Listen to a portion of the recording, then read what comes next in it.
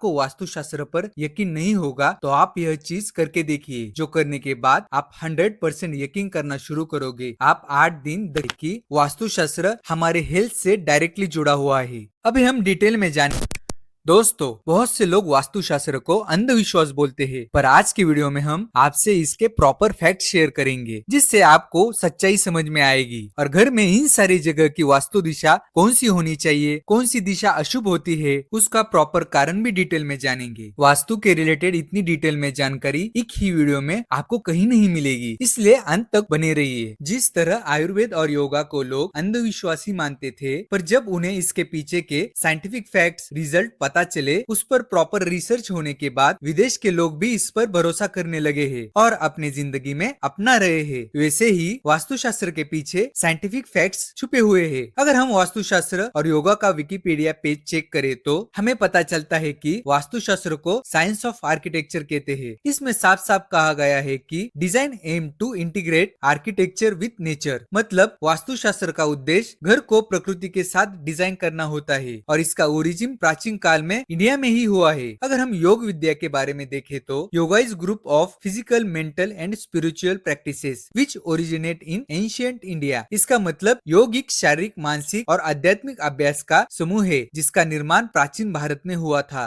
वास्तुशास्त्र का महत्व समझने के लिए हम इसका कंपैरिजन योग के साथ करते हैं, क्योंकि दोनों का ओरिजिन मतलब कि निर्माण भारत में ही हुआ था। जिस तरह योग का उद्देश्य हमारे शरीर को प्रकृति के साथ जोड़ना है, वैसे ही वास्तुशास्त्र का उद्देश्य भी हमारे घर और शरीर को प्रकृति के साथ जोड़ना ही है। जिस तरह से योग प्राचीन भारत से निर्मित और वैज्ञानिक रूप से सिद्ध विद्या है, वैसे ही वास्तुशास्त्र प्राचीन भारत में निर्मित और साइंटिफिक रूप से सिद्ध भारतीय वास्तु विद्या है। जिस तरह से योग विद्या का अभ्यास करने से हमें नेचुरली शारीरिक और मानसिक स्वास्थ्य का लाभ प्राप्त होता है, वैसे ही वास्तुशास्त्र का उपयोग करके घर बनाने पर हमें नेचुरली शारीरिक और मानसिक स्वास्थ्य का लाभ प्राप्त होता है। इसे हमें पता चलता है कि वास्तुशास्त्र क्या है और इसके फायदे क्या क्या है। पर एक सवाल हमें फिर भी रहेगा कि वास्तुशास्त्र हमारे शरीर को प्रकृति के साथ आखिर कैसे जोड़ता है। जैसा कि हम जानते हैं कि हमारा शरीर प्रकृति के 5 तत्वों से बना है: पृथ्वी, आकाश, जल, वायु और अग्नि। इन पंच तत्वों के बैलेंस से ही हमारा शरीर स्वस्थ रहता है। पर अगर इन पंच तत्वों में किसी एक तत्व की अगर कमी हुई तो हम अस्वस्थ हो जाएंगे और हमारा जीवन निगेटिव रूप से प्रभावित हो सकता है। इसलिए घर बनवाते समय वास्तुशास्त्र के अनुसार ही प्रकृति के इन तत्वों को इस प्रकार से इस्तेमाल किया जाता है कि जिससे यह बैलेंस हो जाते हैं और हमारे शरीर को ज्यादा से ज्यादा इसका फायदा होकर प्रकृति का पॉजिटिव इम्पैक्ट हम पर होता है, जिससे हम बिल्कुल स्वस्थ रहकर जीवन में उन्नति कर सकते हैं। दोस्तों, इससे ही हमें पता चलता है कि वास्तुशास्त्र हमारे हेल्थ से डायरेक्टली जुड़ा हुआ है।